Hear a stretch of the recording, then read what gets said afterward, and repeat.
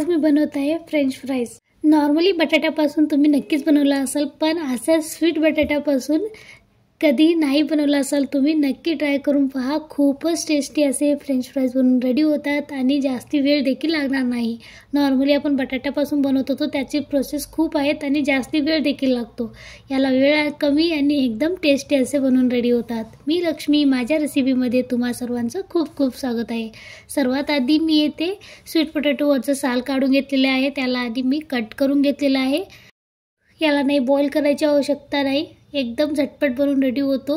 तुम्ही बघू शकता ते आता मी एका पातेल्यामध्ये ट्रान्सफर करून घेतलेला आहे। त्याचबरोबर चवीनुसार मीठ घातलेलं आहे, लाल तिखट घातलेलं आहे।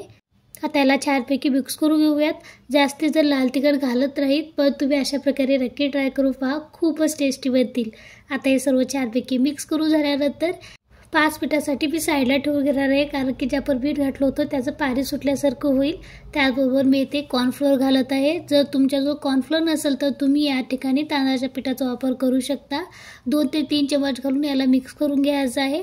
छानपैकी मिक्स करून झालं तर आपण याला तळायला घेऊयात। तशाच प्रकारे मी इथे गॅसवर आधीच पॅनमध्ये तेल घालून गरम करायला ठेवलं होतं। तेल छानपैकी गरम झाल्यानंतर मीडियम फ्लेमवर आपल्याला तळून घ्यायचं आहे। तुम्ही बघू शकता ते अगदी 5 ते 10 मिनिटात फ्रेंच फ्राईज बनून रेडी होतात।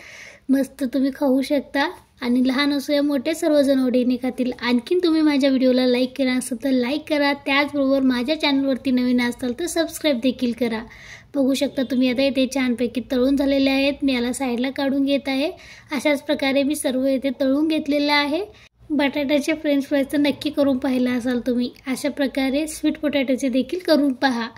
आणि माझी रेसिपी कशी वाटली कमेंट्समध्ये नक्की सांगा। आवडल्यास चॅनलला लाईक, शेअर आणि सबस्क्राईब करायला विसरू नका।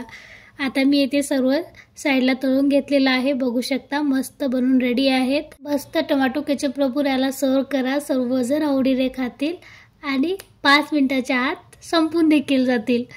तर बघू शकता तुम्ही मस्तपैकी तळून झालेले आहेत। आता याला टोमॅटो केचप बरोबर सर्व करूयात।